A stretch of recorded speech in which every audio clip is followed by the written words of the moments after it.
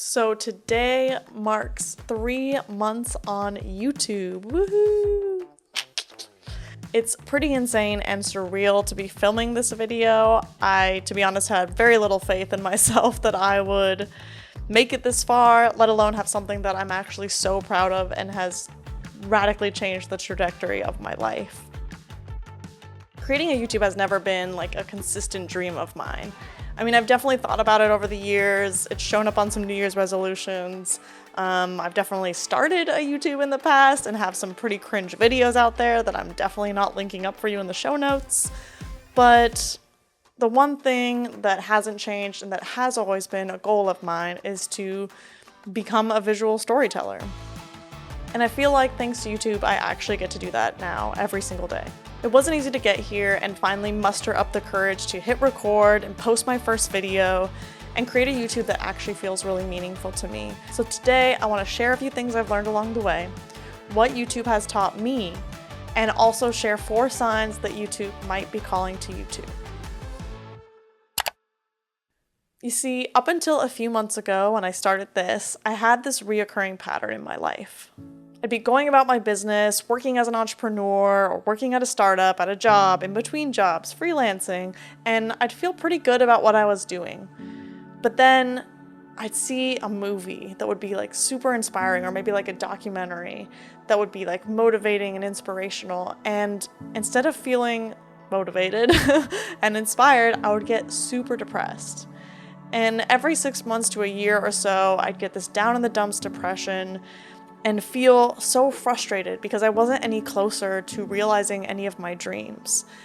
And I had this like deep sense that I knew that I was meant for more and I just wasn't living up to that potential. Ever since I was a little kid, I've known I was meant for big things. The problem is I just don't always know exactly what those big things are, and they shift over the years. First, it was Broadway. Then it was filmmaking. Then freelance videography, and then photography, and so on and so forth, and the dream is just always shifting. But there is one thing that has always been the same, and that's the desire to tell meaningful stories, to have a big impact, to be in front of people, and just to live my life out loud. What you've seen if you've been watching me start this YouTube channel is so much more than just a girl starting a channel. You've literally witnessed me stepping into my personal power.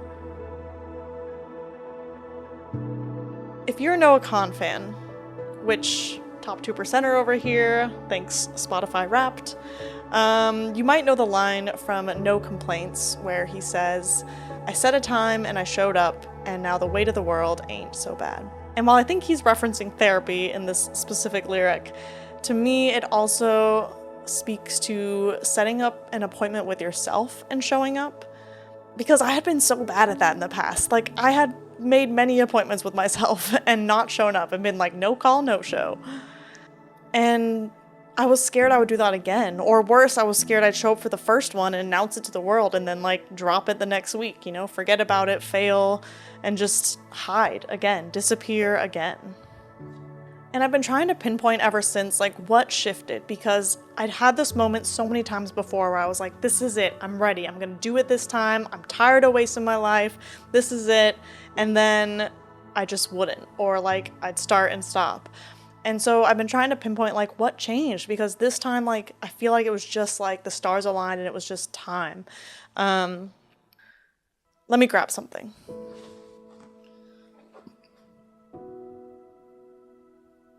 Okay, so a few years ago, I attended a retreat where I experienced for the first time what it was like to be deeply seen and understood and held and loved by some amazing individuals who are now dear friends.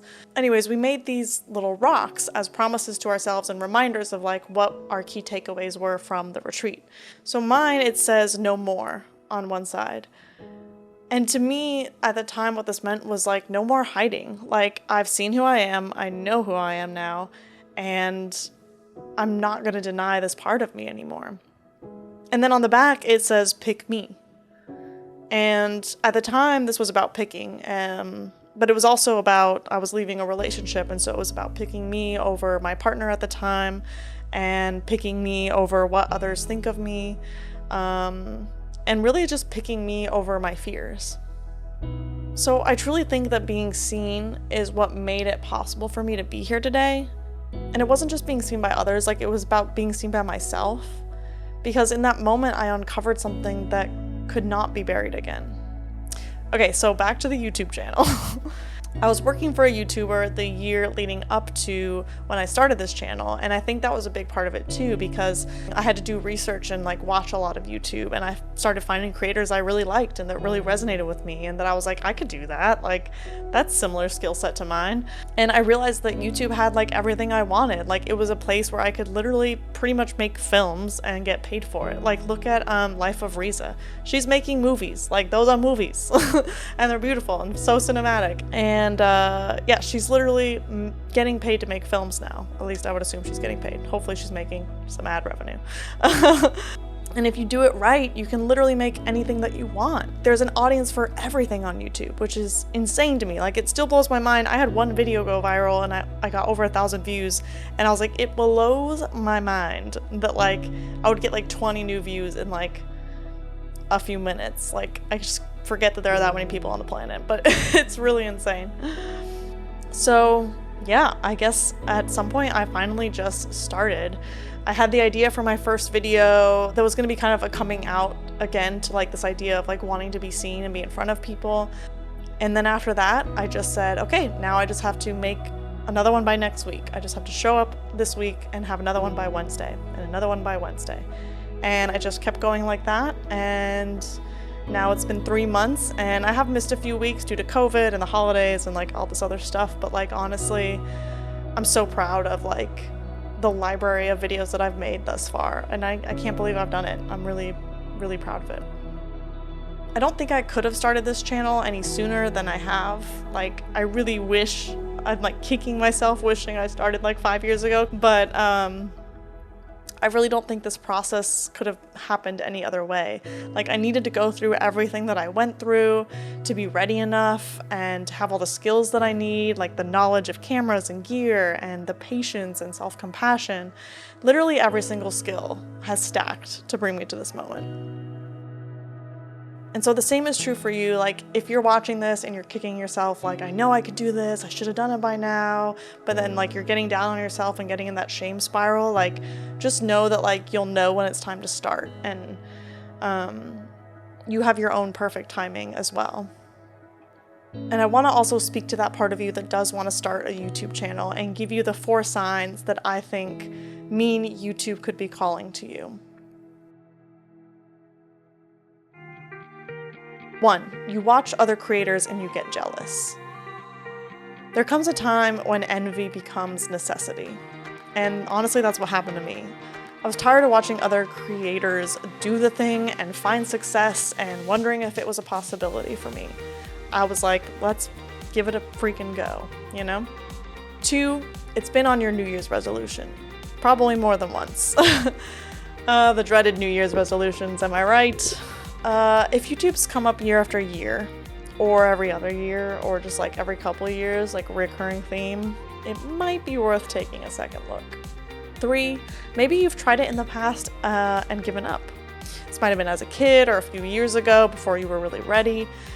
But I would guess that someone who's meant for YouTube, like, will try and start a YouTube. Like the type of person that's gonna go through the effort of putting themselves on camera and posting it online, like in some way, shape, or form, being seen is made for you. So maybe see that as a sign also that this is made for you and you just need to give it another go. And lastly, 4, if you want to make a big impact, like if ever since you were little, you see yourself in front of audiences, you see yourself on stages, you see yourself on panels, and you just want to have that impact and you want to reach people and you want to be someone that inspires and motivates others, then YouTube could definitely be for you because it's one of the most available audiences out there. One of my favorite YouTubers and also a friend of mine here in Austin, Amanda Horvath, says YouTube is a spiritual teacher. And she is so right about that. YouTube has taught me so much about myself and about what my soul longs for. It's tested my commitment and creativity. I create my videos on things that I want to experience in life or learn or lean into, or sometimes they arise out of like a genuine need, like to train my dog or practice gratitude. YouTube also tests my consistency and my commitment and creativity, my self-esteem and confidence and how I look on camera and, accepting yourself and your flaws. It forces me to keep learning and uncovering more and more about myself. I want to leave you with how different it feels to be doing the thing that you were made for. So often in life, I feel like we start doing the thing next to the thing that we actually want to do because we think that it will generate income faster or it'll allow us to do the thing we actually want to do, but it ends up just getting in the way. And like, if I'd have just started the thing I wanted to do when I started the thing next to the thing I wanted to do, I would be there by now, And so I would urge you to look at the thing you actually want to do and do that instead of doing the thing next to it. Because there's something so different about how it feels to be like on your path and like truly aligned and doing the thing you were made for. It feels so solid and so grounded, and I want that for you.